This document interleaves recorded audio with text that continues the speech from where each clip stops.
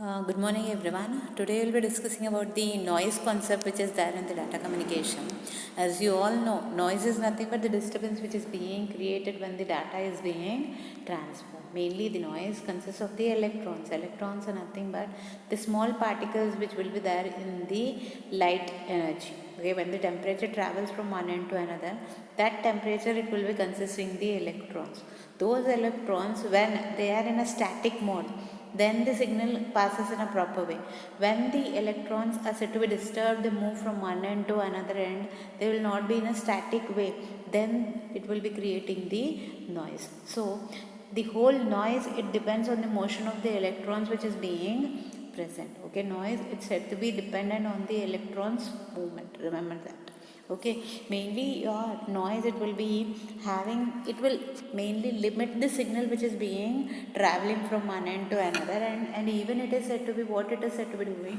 If the amplitude is like this one, when the noise is being introduced, the amplitude, its signal starts varying. Means what, your signal starts coming down because of the noise, and the accuracy of the information also, it will be what, it will be reduced. Okay, this is what the noise is.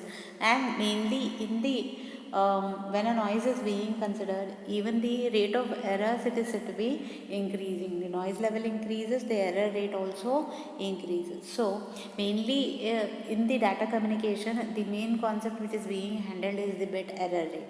When a stronger signal is there, when the signal goes high, for example, when the signal is said to be at a higher rate like this, then the signal, it will be minor noise can be managed. But when a higher noise is there, more noise is there, then automatically the bit rate falls, the energy of that signal also falls, even the amplitude also falls with the error rates, many error rates. So mainly the importance is being given on the noise. Noise has to be reduced when the data is being transmitted from one end to another end. Okay, so amplitude levels, automatically it starts decreasing when the noise concept is there. In this noise, we'll be learning about a concept called as signal to noise ratio. As I said, when the signal is said to be high, when the signal is high, the noise rate, a minute noise rate, it can be covered, and the signal may reach, little bit noise is there, but those signal reaches at the higher level with some bit of, like, no errors will be there. Noise, though it is there, it will be not creating much of the problem for the signals. Okay, when the signal is low, for consider, because of the power or certain reasons, if the signal becomes low, when that signal becomes low, the noise rate also becomes increased here, and the signal, when it is reaching at the output, it will be very low, and the signal may not be reaching to the other end. The data may not reach to the other end in a proper way. When the main problem, when it is there, when the signal is low, automatically when the noise is induced, the signal doesn't reach to the other end. Signal is high and the noise is minute, it can be handled. Okay, so mainly it depends on your signal to noise ratio. Okay, this signal to noise ratio consists of a formula. You can check out here. The formula is average signal power divided by average noise power, which is there. So the most important, it depends on your power of the signal plus even noise. So it will be calculated as in decibels as 10 log 10 SNR. SNR is what? The 10 log 10 SNR is the signal to noise ratio. In this only you have the channel capacity. It also depends on your error factors. It depends on your noise. So that it has a formula, you can check out here. The formula is the capacity. It is dependent on the bandwidth and your SNR, which is calculated in bits per second. As the rate of the noise is said to be more, the channel capacity, it becomes less. Even here, when the poor communication is there, what happens is, when the rate of the signal increases, automatically the capacity of the channel to carry the information becomes low. So it should be having a arbitrary reliable means of BER.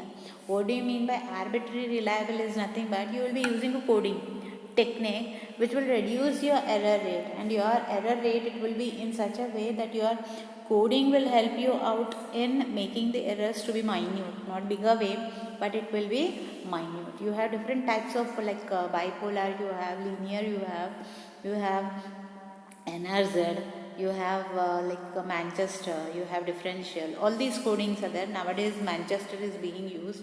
It is said to be having a common efficient error checking mechanism which will help you out in reducing the rate of the errors. So automatically your capacity of the channel increases when the errors is said to be decreased. Okay, so this it will be helping out in the coding aspect, which we'll be learning in the future sessions. What is coding with different types of coding which I involve. Okay, mainly your Shannon capacity, it depends on, remember, bandwidth and your SNR. Okay, the C is said to be measured in the close of the system based on its actual performance. The actual performance, it is dependent on the bandwidth and the SNR. Remember that. Okay, so your Shannon capacity, for example, here an example is given, a width of a bandwidth of 3400 hertz is being given, and an SNR, that is signal to noise ratio, is about 10,000. When you consider here in the formula, there is 3400 your bandwidth and your SNR, which is said to be 10,000, which is proportional. You can see here SNR is proportional to 10 log 10. Okay, 10 log 10. That is the formula which is being considered for here. So here when you use it here, it will become as 10 log 10 is nothing but 40 dB.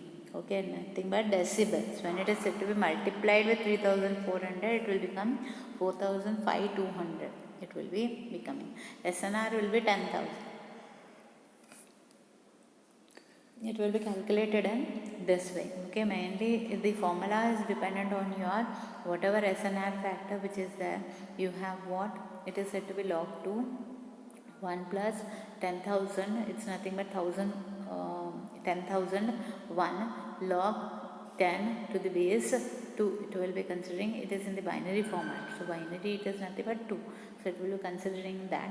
And actually when it is being calculated, it becomes 45,200 bits per second. So it will be corresponding to 10 log 10,001. Okay, nothing but your 40 dB decibels. Okay, and next we move on to the bit rates. You can check out some of the bit rates which are there in the telephonic sectors. You have the bit rates which are being present here. Your telephone twisted pair consists of 33.6. Okay, more than that, it is still 56 kb and 4 kilohertz of telephone channel observation, and Ethernet, it is 10 Mbps, cable modem 500 kbps, the ADSL 64 to 640 kbps, and whereas your radio waves, it is 2 to 11 Mbps radio waves. Another type so is 1.5 to 45 Mbps when it is multi-point. Here it is wireless. Here it is your coaxial signals. Here CCTV copper wire. Here it is, and here optical fiber, it is 2.5 to 10 gigabytes per second, one wavelength, whereas optical fiber greater than 1600 gigabytes per second is many wavelengths. When it is supporting many wavelengths, a single, many, single, like that it will be having. Single, many, like that. Multiple aspects are there which are being calculated based on the bit rates. Okay. And various sectors it is being used. When you are using the channel, it is 3 kilohertz when telephone, copper wire 1 megahertz, coaxial cable 500 megahertz, 5 gigahertz radio for 300 megahertz, optical fiber many terahertz, and all these are the bit rates which are there for the various channels. Okay. So today we will be ending with this one, and the other concept will be the learning about the what is coding, what is modulation, everything in the future sessions. Okay, thank you.